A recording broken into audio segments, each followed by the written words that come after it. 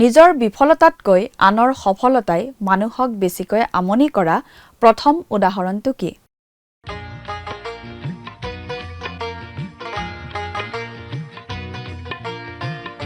আজিৰে পবিত্ৰ ক্ষণতে উজ্বলি উঠা খ্ৰীষ্টৰ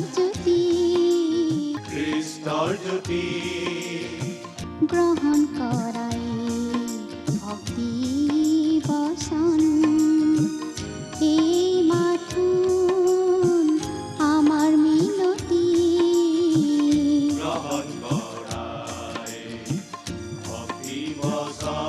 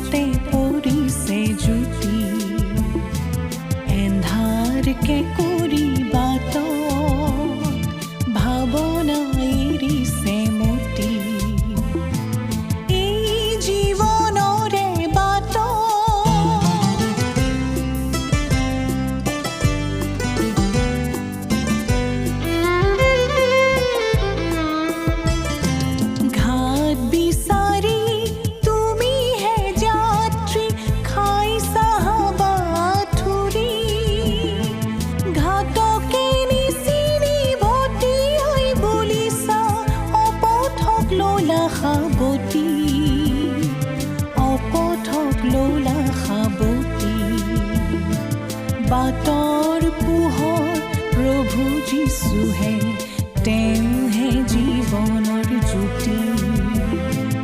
এই জীৱনৰে বাট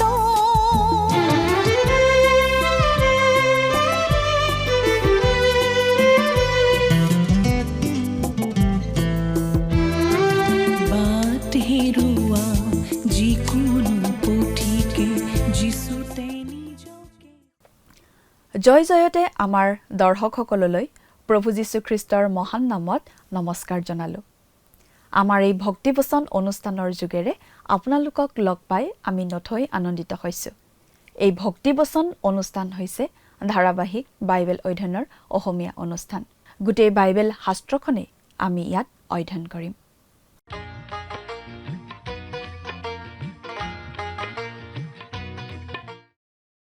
প্ৰিয় দৰ্শক, আমি এতিয়া বাইবেলৰ পুৰণি নিয়ম খণ্ডৰ প্ৰথমখন পুস্তক অৰ্থাৎ আদি পুস্তকৰ অধ্যয়ন চলাই আছোঁ। যোৱা অনুষ্ঠানত এই আদি পুস্তকৰ 4 নম্বৰ অধ্যায়ৰ 5 নম্বৰ পদলৈকে পঢ়ি তাৰ ভিত্তিতেই আলোচনা আগবঢ়োৱা হৈছিল। তাত আমি পাইছিলোঁ আদম আৰু হৱাই ঈশ্বৰৰ অবাধ্য হোৱাৰ ফলত ঈশ্বৰে দিয়া অভিশাপৰ কথা, আৰু লগতে মানুহৰ পৰিত্ৰাণৰ বাবে ঈশ্বৰে নাৰীৰ বংশত এজনাক পঠিয়াব বুলি কৰা প্ৰতিজ্ঞাৰ কথা। তাৰ পাছত 4 নম্বৰ অধ্যায়ৰ আৰম্ভণিতে আমি পালোঁ আদম আৰু হৱাৰ 2 পুত্ৰ কয়িন আৰু হেবলৰ কথা। কয়িনে ঈশ্বৰলৈ আগবঢ়াইছিল হাতৰ শ্ৰমৰ ফল, যিটো ঈশ্বৰে গ্ৰহণ নকৰিলে। হেবলে আগবঢ়াইছিল এটা বলি, আৰু সেইটো ঈশ্বৰে গ্ৰহণ কৰিলে।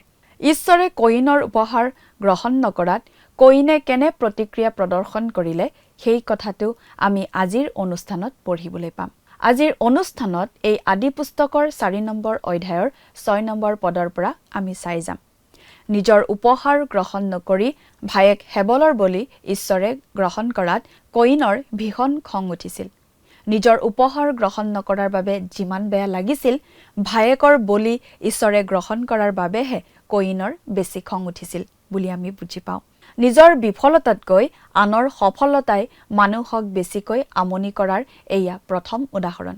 এয়ে হৈছে বাইবেলত মানুহৰ ঈৰ্ষা হিংসাৰ প্ৰথম প্ৰকাশ পাপৰ ফল, আৰু সেই ঈৰ্ষাই কয়িনক তাতোকৈ ভয়ংকৰ কামৰ বাবে আগুৱাই লৈ গৈছিল। এটা সৰু পাপেই এটা বেয়া চিন্তাই তাতোকৈ ডাঙৰ বেয়া কামলৈ আগবঢ়াই লৈ যায়। আহকচোন এতিয়া আমি অধ্যায়টোৰ মাজলৈ আগবাঢ়ি যাওঁ। প্ৰিয় শ্ৰোতা, আদি পুস্তকৰ 4 নম্বৰ অধ্যায়ৰ আৰম্ভণিতে এটা বিশেষ ঘটনাৰ কথা আমি পাইছোঁ। ঘটনাটো হৈছে আদম আৰু হৱাৰ বৰপুত্ৰ কয়িনে ভায়েক হেবলক বধ কৰাৰ ঘটনা। সেই ঘটনাটোৰ জৰিয়তে আজি আমি এই কথা মনত ৰখা উচিত যে কয়িনে আগবঢ়োৱা উপহাৰ ঈশ্বৰে গ্ৰহণ কৰা নাছিল, কাৰণ সেয়া কয়িনৰ হাতৰ কৰ্ম আছিল। কয়িনে নিজৰ হাতৰ কৰ্মেৰে ঈশ্বৰক সন্তুষ্ট কৰিব পাৰিব বুলি ভাবি ভুল কৰিছিল। বাইবেলত আমি এইবুলি পঢ়িবলৈ পাওঁ, তীতৰ প্ৰতি পত্ৰ 3 নম্বৰ অধ্যায়ৰ 5 নম্বৰ পদত। পাঠ কৰি দিম, শুনিবচোন। কিন্তু তেওঁ নিজ দয়া অনুসাৰে নতুন জন্মৰ স্নান আৰু পবিত্ৰ আত্মাই নতুন কৰাৰ দ্বাৰাই আমাৰ পৰিত্ৰাণ কৰিলে। তীত 3 নম্বৰ অধ্যায়ৰ 5 নম্বৰ পদ। কয়িন আৰু হেবলৰ মাজৰ পাৰ্থক্যটো তেওঁলোকৰ স্বভাৱত নাছিল। পাৰ্থক্যটো আছিল তেওঁলোকে আগবঢ়োৱা উপহাৰ দুটাতহে। দুয়োজন একেধৰণেই ডাঙৰ দীঘল হৈছিল, একেটা পৰিয়ালৰেই সন্তান, একেই বংশ, একেই পৰিৱেশ, কিন্তু পাৰ্থক্যটো আছিল তেওঁলোকে আগবঢ়োৱা উপহাৰ দুটাত। সেই কথাটোৱেই আজি মানুহৰ মাজতো পাৰ্থক্য আনে। কোনো খ্ৰীষ্টীয় বিশ্বাসী আচলতে আনতকৈ উত্তম বুলি আমি ক'ব নোখোজোঁ, কিন্তু খ্ৰীষ্টীয় বিশ্বাসীজনে নিজকে আনৰ নিচিনা পাপী বুলি মানি লয় আৰু এটা বলিদানৰ প্ৰয়োজন আছে বুলি মানি লয়। কোনোবাই তেওঁৰ স্থান লোৱাৰ, তেওঁৰ সলনি মৃত্যু বৰণ কৰাৰ প্ৰয়োজন আছে বুলি মানি লয়, আৰু সেই কথাটো মানি লৈ খ্ৰীষ্টক গ্ৰহণ কৰিছে বাবেই তেওঁ পৰিত্ৰাণ পায়। খ্ৰীষ্ট সম্বন্ধে পাচনি পৌলে এনেদৰে লিখিছে, ৰোমিয়া 3 নম্বৰ অধ্যায়ৰ 25 নম্বৰ পদত। পাঠ কৰি দিম। ঈশ্বৰে তেওঁৰ ধৈৰ্য গুণত পূৰ্বে কৰা নানা পাপৰ দণ্ড নিদিয়াকৈ থকাৰ কাৰণে নিজ ধাৰ্মিকতা দেখুৱাবলৈ আৰু যিহতে যীশুত বিশ্বাস কৰাজনক ধাৰ্মিক বুলি গণিত কৰিব পাৰে। আকৌ ৰোমিয়া 10 নম্বৰ অধ্যায়ৰ 3 নম্বৰ পদত এই বুলি লিখিছে পাচনি পৌলে, আমি পাঠ কৰি দিব খুজিছোঁ। কাৰণ তেওঁবিলাকে ঈশ্বৰৰ ধাৰ্মিকতা নাজানি নিজৰটো স্থাপন কৰিবলৈ বিচাৰি ঈশ্বৰৰ ধাৰ্মিকতাৰ বশীভূত নহ'ল। আজি অগণন মানুহৰ অৱস্থা এয়েই। তেওঁলোকে নানা ধৰণৰ ধৰ্মীয় আচাৰ ব্যৱহাৰ, ৰীতি নীতি পালন কৰি ঈশ্বৰৰ দৃষ্টিত গ্ৰহণীয় হ'বলৈ চেষ্টা কৰি থাকে। কিন্তু ঈশ্বৰৰ ধাৰ্মিকতা আমি অৰ্জন কৰিব নোৱাৰোঁ, কাৰণ এই ধাৰ্মিকতা হ'ব লাগিব সম্পূৰ্ণ সিদ্ধ ধাৰ্মিকতা, আৰু সেয়া হৈছে খ্ৰীষ্টই আগবঢ়োৱা ধাৰ্মিকতা। ৰোমিয়া 4 নম্বৰ অধ্যায়ৰ 25 নম্বৰ পদত আমি এইবুলি পঢ়িবলৈ পাওঁ, শুনিবচোন। সেই যীশু আমাৰ অপৰাধৰ নিমিত্তে সমৰ্পিত হ'ল আৰু আমাৰ ধাৰ্মিকতাৰ অৰ্থে তেওঁক তোলা হ'ল। ৰোমিয়া 4 নম্বৰ অধ্যায়ৰ 25 নম্বৰ পদ। অৰ্থাৎ তেওঁক আমাৰ ধাৰ্মিকতাৰ অৰ্থে মৃতবিলাকৰ মাজৰ পৰা তোলা হৈছিল। তেওঁৱেই আমাৰ স্থান ল'লে, তেওঁৱেই আমাৰ প্ৰতিনিধি হ'ল। 2 কৰিন্থিয়া 5 নম্বৰ অধ্যায়ৰ 21 নম্বৰ পদত আমি এইবুলি পঢ়িবলৈ পাওঁ, আমি তেওঁত ঈশ্বৰীয় ধাৰ্মিকতা স্বৰূপ হ'বলৈ যিজনাই পাপ জনা নাই, সেইজনাকে তেওঁ আমাৰ নিমিত্তে পাপস্বৰূপ কৰিলে। 2 কৰিন্থিয়া 5 নম্বৰ অধ্যায়ৰ 21 নম্বৰ পদ। অৰ্থাৎ যাতে আমি ধাৰ্মিক হওঁ, সেইকাৰণে খ্ৰীষ্টক আমাৰ হৈ পাপী ৰূপে শাস্তি দিয়া হ'ল। পাচনি পৌলে আকৌ এই বুলি কৈছে, ফিলিপিয়া 3 নম্বৰ অধ্যায়ৰ 8-9 নম্বৰ পদ। এনেকি মোৰ প্ৰভু খ্ৰীষ্ট যীশুৰ জ্ঞানৰ উত্তমতাৰ কাৰণে মই সকলোকে হানি যেনহে মানিছোঁ, আৰু মোৰ নিজ ধাৰ্মিকতা অৰ্থাৎ বিধানৰ পৰা পোৱা ধাৰ্মিকতাৰে ধাৰ্মিক নহৈ খ্ৰীষ্টত বিশ্বাস কৰাৰ দ্বাৰাই যি ধাৰ্মিকতা অৰ্থাৎ ঈশ্বৰৰ পৰা পোৱা বিশ্বাসমূলক ধাৰ্মিকতাৰেই ধাৰ্মিক হৈ যেন খ্ৰীষ্টক লাভ কৰোঁ। ফিলিপিয়া 3 নম্বৰ অধ্যায়ৰ 8-9 নম্বৰ পদ। কয়িনৰ ধাৰ্মিকতা আছিল নিজৰ ধাৰ্মিকতা, আনহাতে হেবলৰ ধাৰ্মিকতা আছিল খ্ৰীষ্টৰ বলিদানলৈ আঙুলিওৱা এক বলিৰ ওপৰত দেখুওৱা বিশ্বাসৰ ধাৰ্মিকতা।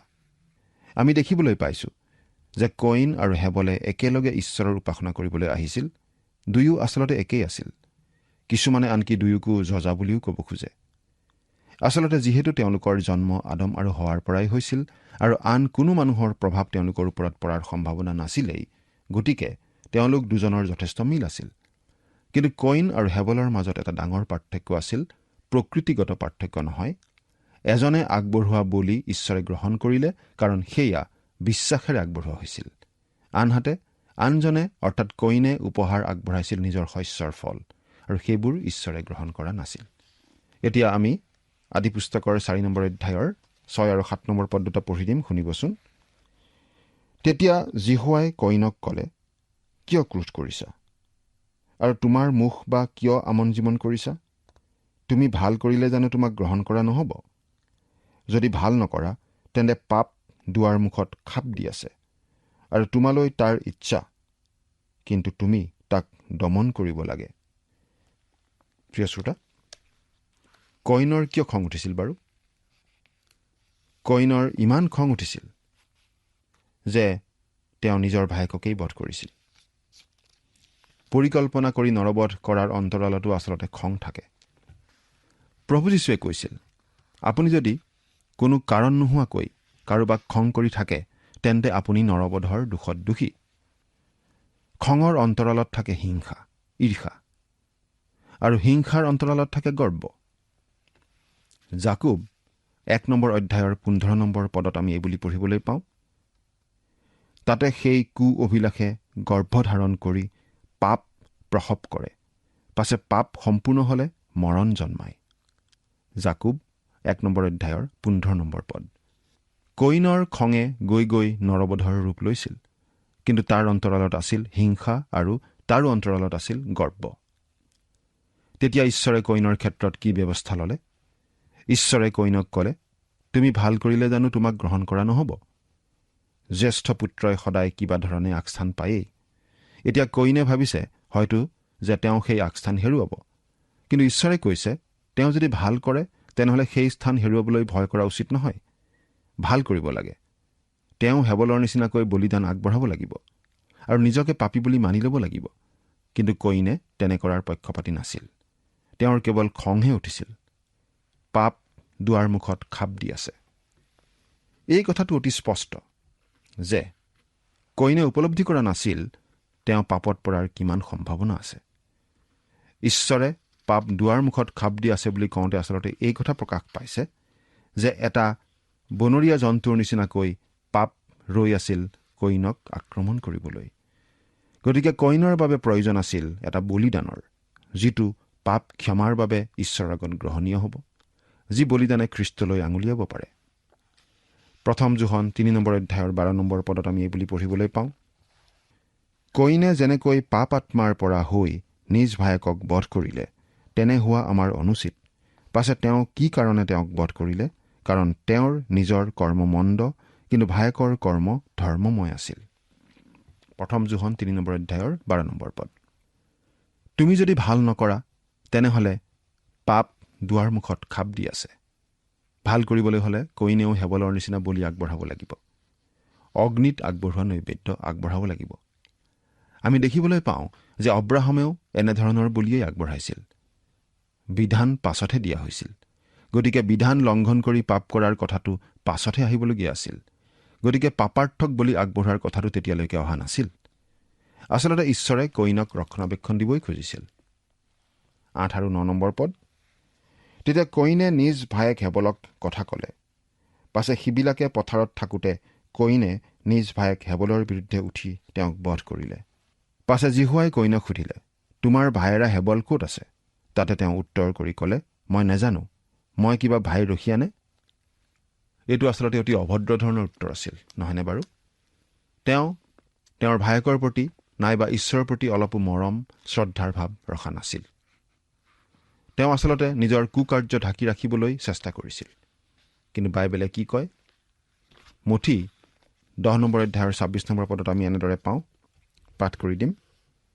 এতেকে তোমালোকে তেওঁবিলাকলৈ ভয় নকৰিবা, কিয়নো যি প্ৰকাশিত নহ'ব এনে কোনো ঢাকি থোৱা বস্তু নাই, আৰু যি জানিব পৰা নহ'ব এনে লুকুওৱা বস্তু নাই।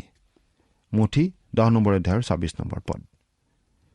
যদিহে আপোনাৰ কিবা গুপুত পাপ আছে তেনেহ'লে এইটো চিন্তা কৰি চাওক।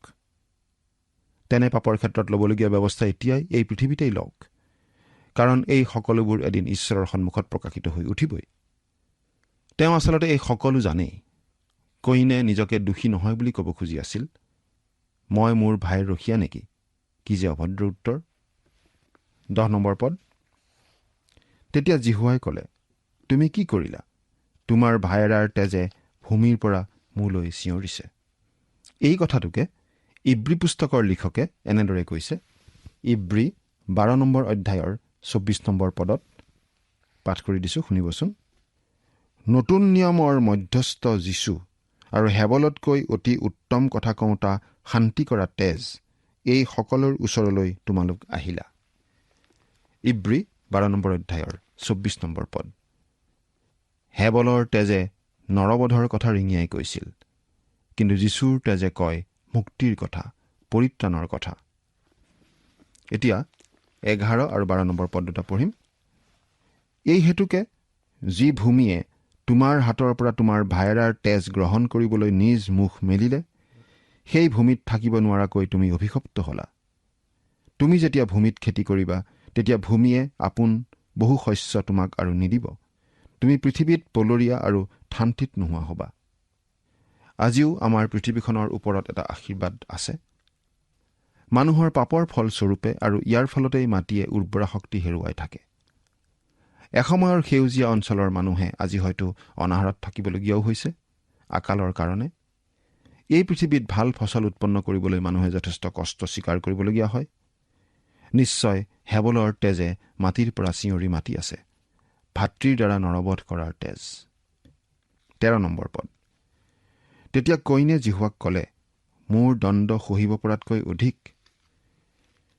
যদিহে কইনৰ শাস্তি তেওঁ সহ্য কৰিব পৰাতকৈ বেছি কঠিন হ'লহেঁতেন, তেওঁনো ঈশ্বৰলৈ ঘূৰি নিজৰ পাপ মানি লৈ ঈশ্বৰৰ পৰা কৰুণা ভিক্ষা নকৰিলে কিয়?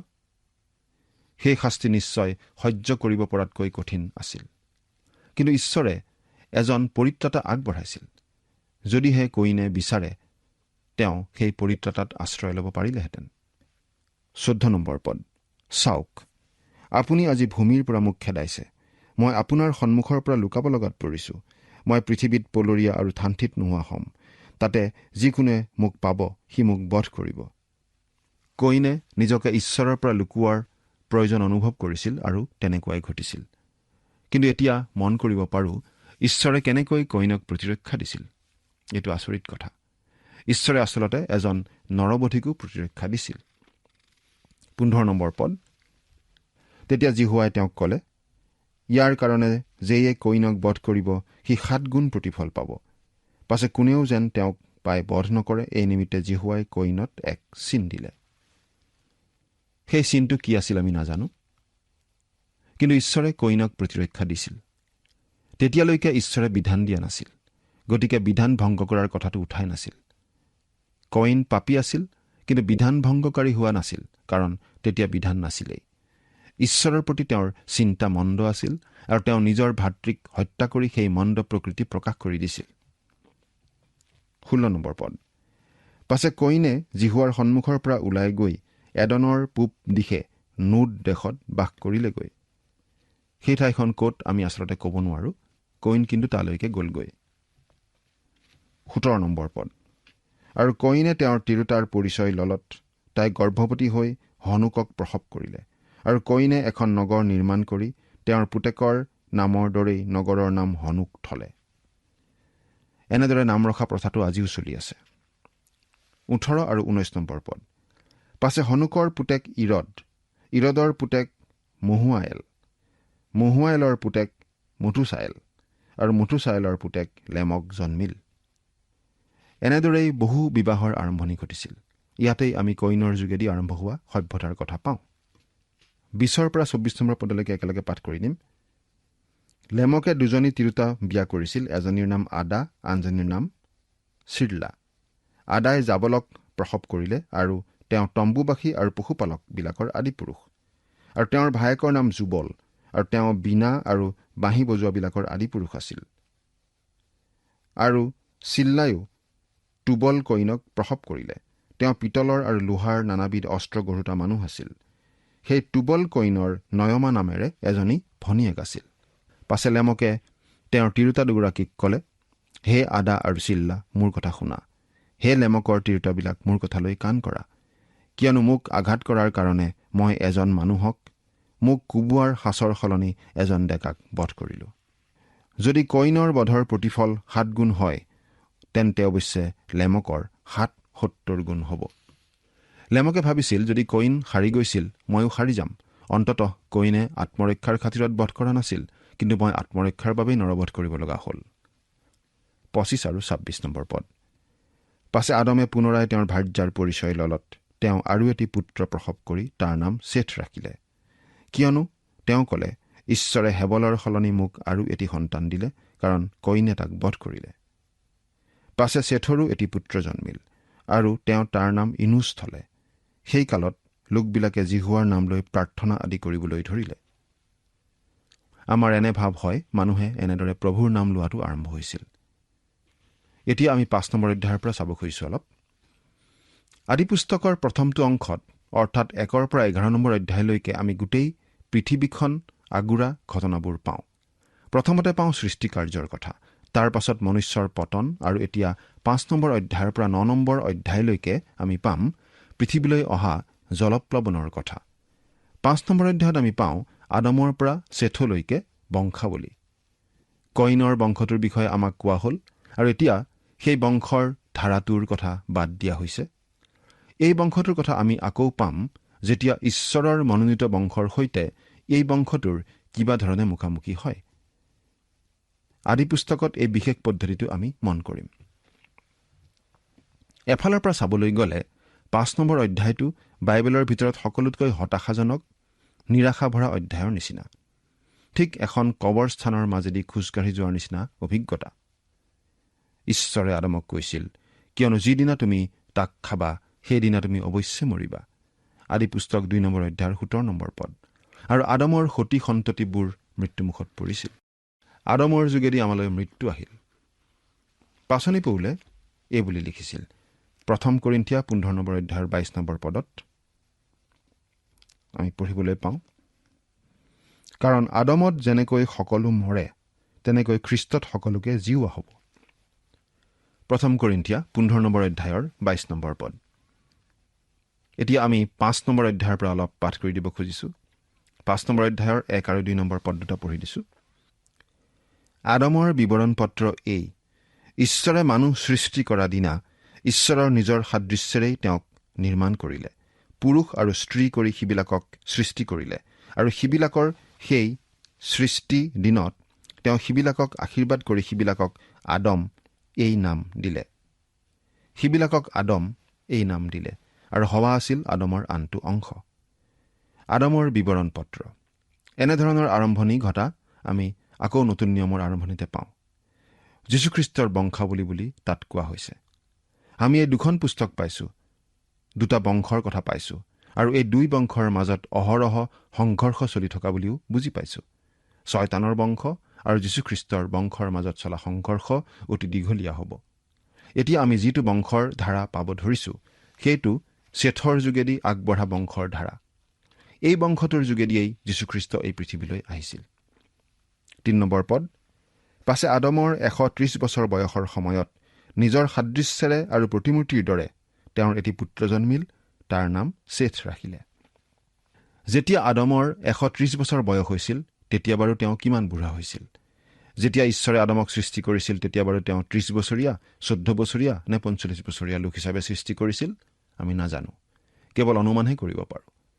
আৰু যদি তেওঁক বুঢ়া হিচাপে সৃষ্টি কৰা হৈছিল, তেওঁৰ বয়স সিমান হৈছিল নে?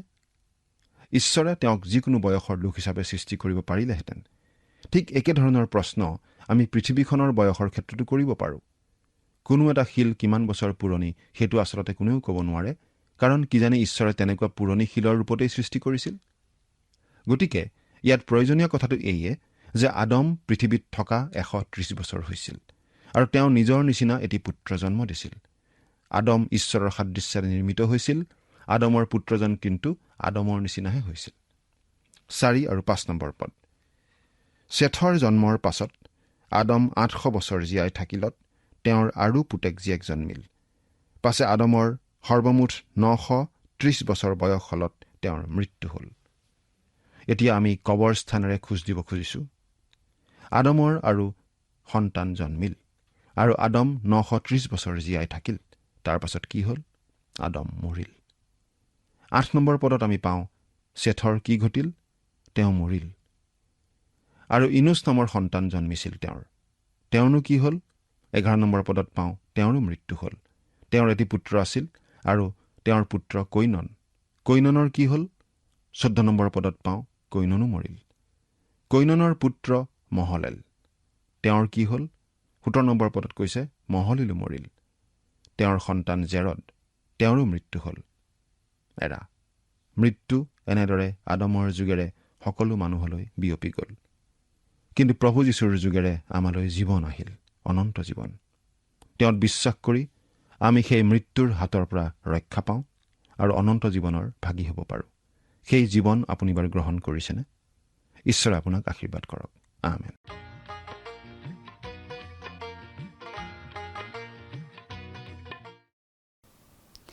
আদি পুস্তকৰ 3 নম্বৰ অধ্যায়ত আমি পাপৰ আৰম্ভণি দেখিবলৈ পাইছিলোঁ আৰু 4 নম্বৰ অধ্যায়ত আমি সেই পাপৰ ফল দেখিবলৈ পালোঁ প্ৰকাশ্য ৰূপত কয়িন আৰু হেবলৰ ঘটনাটোৰ মাজেৰে। কয়িনৰ মনত হিংসা, ঈৰ্ষা, হত্যাৰ ভাৱনাই ঠাই লওঁতে ঈশ্বৰে কয়িনক কিন্তু সাৱধান কৰি দিছিল। কিন্তু কয়িনে সেই সাৱধান বাণী অগ্ৰাহ্য কৰিলে আৰু সুপৰিকল্পিতভাৱে ভায়েক হেবলক বধ কৰিলে। খঙৰ ভমকত নহয়, পৰিকল্পিতভাৱে বধ কৰিলে। মনত ঈৰ্ষা, উদ্বেগ আদিক ঠাই দিলে। সেই চিন্তাটোক সাৰপানী দি থাকিলে। অৱশেষত কোনো এটা সময়ত সুযোগ পালেই এনে জঘন্য অপৰাধত মানুহ লিপ্ত হৈ পৰে।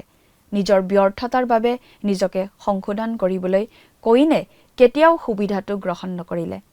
কিন্তু কোনেও তেওঁক সেই সংশোধনৰ ক্ষেত্ৰত বাধা দিয়া নাছিল। কয়িনৰ সন্মুখত উচিত বিকল্প আছিল। ঈশ্বৰৰ গ্ৰহণীয় উপহাৰ তেওঁ পাছত আগবঢ়াব পাৰিলেহেঁতেন। তথাপি তেওঁ বিফল হ'ল। সেই সুযোগ তেওঁ গ্ৰহণ নকৰিলে।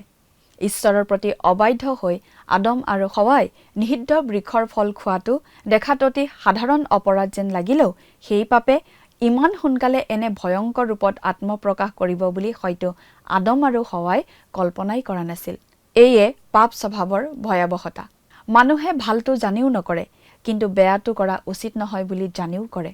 মানুহক সম্পূৰ্ণ স্বাধীন মন দি সৃষ্টি কৰা হৈছিল, যাতে মানুহে স্ব ইচ্ছাৰে ঈশ্বৰক ভয় ভক্তি কৰি থাকে, স্ব ইচ্ছাৰে ঈশ্বৰৰ বাধ্য হৈ চলি থাকে।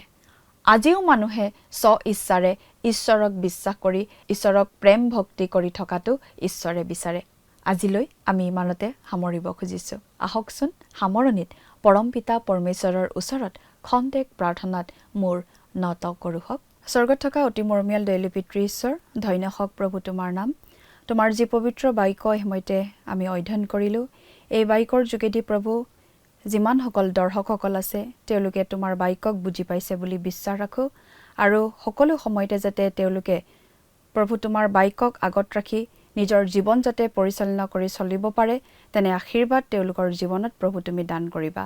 এই সকলো যত্ন মহান ত্ৰাণকৰ্তা প্ৰভু যীশুখ্ৰীষ্টৰ নামত অৰ্পণ কৰিলোঁ। আমেন। প্ৰিয় দৰ্শক, যোৱা অনুষ্ঠানৰ প্ৰশ্নটোৰ শুদ্ধ উত্তৰটো হৈছে অপশ্যন ডি, আদি পুস্তক 3 অধ্যায় 15 পদ। আজিৰ অনুষ্ঠানৰ ওপৰত আধাৰিত প্ৰশ্নটো হৈছে আদমৰ সৰ্বমুঠ বয়স কিমান বছৰ হলত তেওঁৰ মৃত্যু হ'ল? অপশ্যন এ 720 বছৰ, অপশ্যন বি 930 বছৰ, অপশ্যন চি 790 বছৰ, অপশ্যন ডি 999 বছৰ। প্ৰিয় দৰ্শক, আজিৰ প্ৰশ্নৰ সঠিক উত্তৰটো আজি সন্ধ্যা 6 বজাৰ আগেয়ে আপোনাৰ নাম আৰু ঠিকনাৰে সৈতে আমালৈ 7429840242 নম্বৰত SMS নাইবা হোৱাটছআপৰ যোগে প্ৰেৰণ কৰক। প্ৰিয় দৰ্শক, আপুনি যদি আমাৰ এই অনুষ্ঠানৰ যোগেদি আশীৰ্বাদপ্ৰাপ্ত হৈছে আৰু আমাৰ লগত কথা পাতিবলৈ বিচাৰিছে বা আপোনাক প্ৰাৰ্থনাৰ সহায়ো পৰামৰ্শ লাগে, তেন্তে আমালৈ 7429840242 এই নম্বৰত পোনপটীয়াকৈ ফোন কৰিব পাৰিব। ধন্যবাদ।